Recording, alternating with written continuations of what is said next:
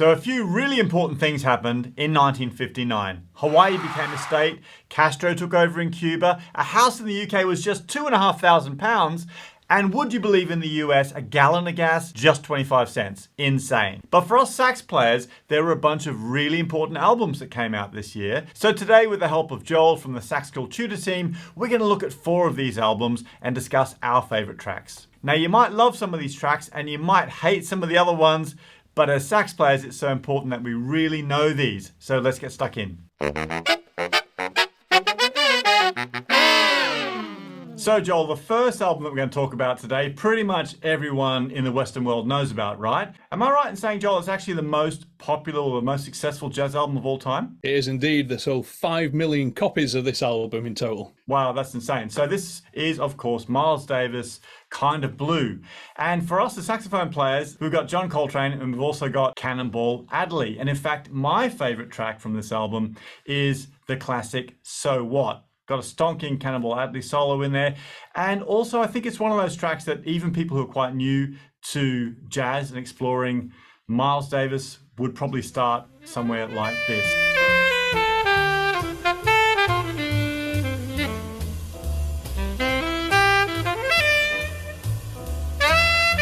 So that's my favourite track. Joel, what's your favourite track from this album? I love the track Flamenco Sketches on this album. It's really interesting, really atmospheric track, a really interesting backstory from it. Literally, they just scribbled out 5 chords and a few scales on a scrap of paper. There's a great picture that shows this with a packet of cigarettes and a mouthpiece cover on the music stand. And they literally just used these scales to create an atmosphere. They just cued them.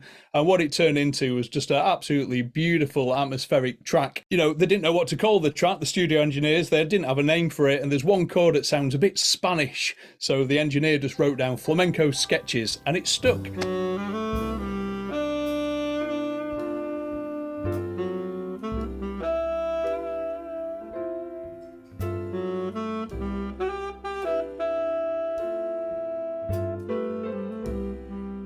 Hey, now I know you're a real fan of this music, Joel. You've made some great lessons and courses for Sax School using songs from this period, but you also did a concert this week where you were focusing on that music, right? Can you tell us a bit about that? Yeah, I'm in a band, a great band run by a bass player called Adrian Knowles called The Sound of 59. And all we play in the band are tracks from that pivotal year. It's such an important year in jazz, 1959. And we go through all the different players, some Coltrane, some Miles, some Ornette Coleman and Mingus, and we tell the kind of backstory because all these albums were recorded within about 3 blocks of each other in New York in the same year. I mean, it's absolutely crazy. So we did a gig at a place called Peggy's Skylight in Nottingham in the UK. It went really well. We've been running the project for about 4 years, just before lockdown and stuff. So awesome. So if you wanted to get started with that sound, like I like the Cannonball track from this album. So what about some tips on how you could capture that Cannonball sound in your own playing? What about his mouthpiece setup? Do you know what Cannonball was playing on? Yeah, he used a very soft setup, actually. He used a Mayer 5M on his alto, and he used just strength 2 Rico reeds and sometimes Lavoz medium. And that gives him that really punchy, kind of soulful sound that you hear Cannonball Adderley get. It really kind of bright, but got real energy behind it. There's a lot of talk about always playing super hard reeds, but it's just not the case. A lot of them played quite soft setups as well. I actually think that's quite amazing, the energy and the size of the sound that Cannonball Adderley gets out of such a soft setup. I think a lot of us have struggled to do that. It's quite impressive. And the thing that I love, as well as his sound, is the energy and the sort of blues influences in his lines. I think it's a great contrast to Coltrane's playing on this album. Definitely. Yeah, he's very blues influenced, Cannonball Adderley. He's always thought of as a very heavy bop player, but there's a lot of blues in there, and that's what gives him that really kind of soulful edge that some of the other players maybe don't have quite as much. Hey, if you're interested in learning more about this style of music and maybe getting started playing some of this stuff yourself, then check out the lessons and courses we've got inside Sax School, because as I'm filming this today, we are still running our 14-day trial, and the link for that is down below.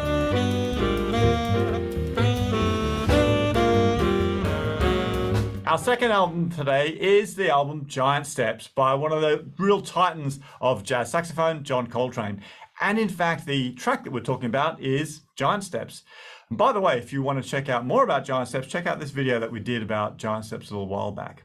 So this is one of those tracks that drives most saxophone players crazy, Joel. What's the thing that you love about it? I remember when I first heard this track, and obviously apart from the kind of relentless pace and Coltrane's playing on it, there was just something different about it that I could tell when I first heard it. There's some kind of symmetry in the harmony that I really liked. And actually, when I came to study it, you know, it's literally quite simple, and that's the genius of this tune. There's not actually that much going on. There's 3 keys that are rotating round, and actually, Coltrane's solo, if you slow it down, is a fairly simple solo, but it leaves so much scope for investigation, and there's so many different things you can do it. It was just totally different to anything I'd heard before, and I love it. It's a great track. You know, we've got a course in Sax School all about how to play Giant Steps, the melody, and how to approach the changes.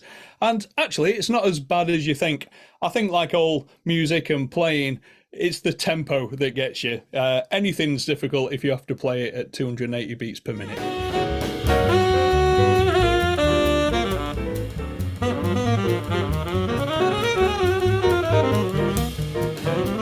Now, I remember when I first heard Giant Steps, John Coltrane, it absolutely blew my mind.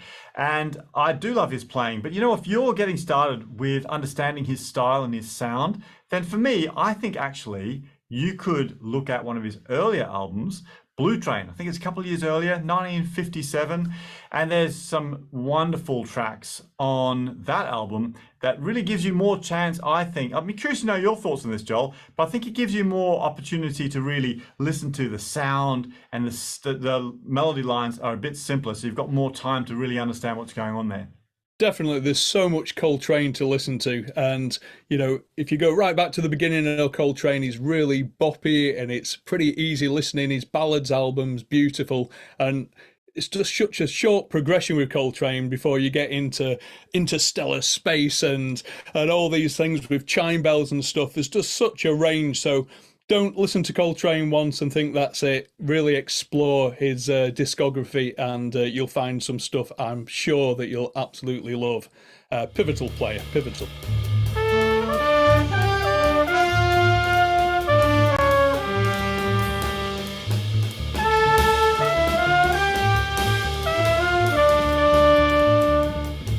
The third album on our list today is more challenging. This is an album, when I first heard it, I'll be honest with you, I really did not know what to make of it. This is Ornette Coleman's The Shape of Jazz to Come. So controversial or interesting, or certainly mixed up the saxophone world, right, Joel? He was an experimentalist, so he had a completely different approach to composition. It was very free. It had like a theme that could be played or not played, and the improvisers could play the harmony or not play the harmony. It was completely open and really the beginning of free jazz.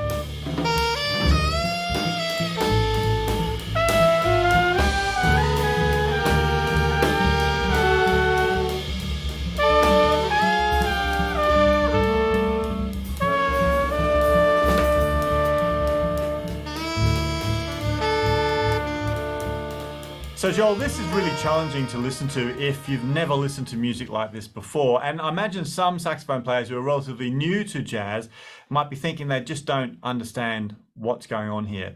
But there are some really cool takeaways from Ornette's style. So what are some things that we could identify in the way he's playing that we could absorb into our own style, or maybe take away to influence us with the way we might approach improvising? Well, I think it's just about attitude, ultimately.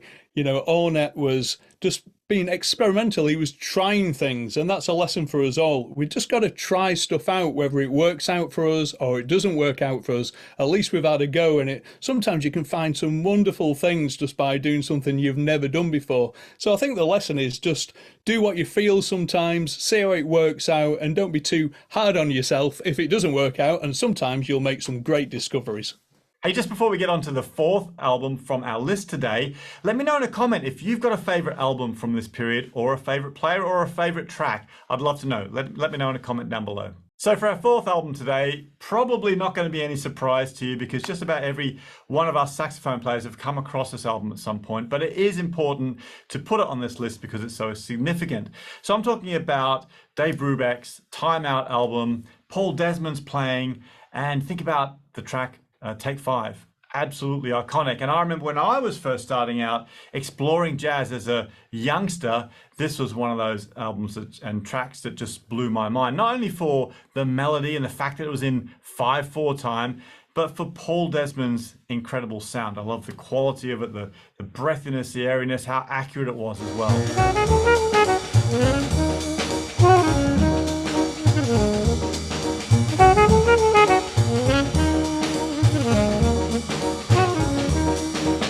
Do you remember when you first discovered this album, Joel?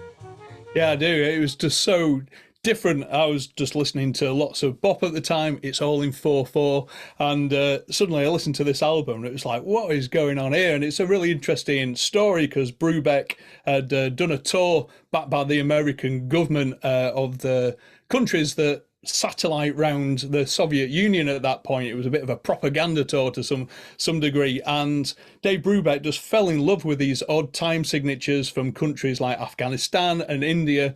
And when he came back, as part of his deal with the recording studio, he could do an experimental album, so he decided to do one and wrote all these tunes with these odd time signatures.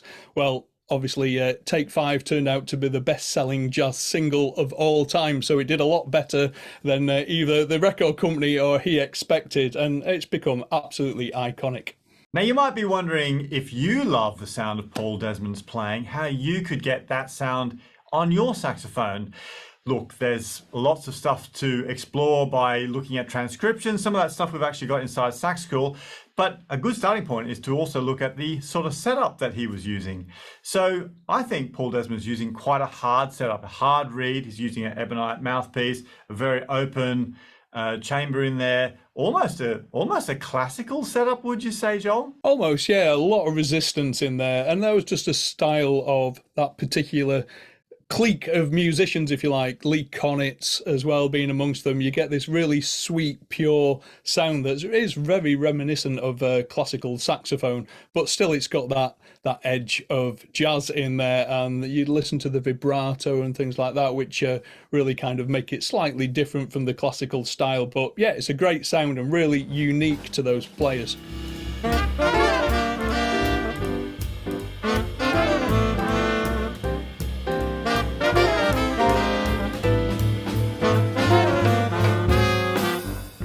So there's loads of other great music to discover around this time. Moaning was released in that year. There was the King Curtis albums. There's loads of great Mingus tunes, loads to find. So really explore, have a look on YouTube, do some Googling, and find some other great stuff from this period.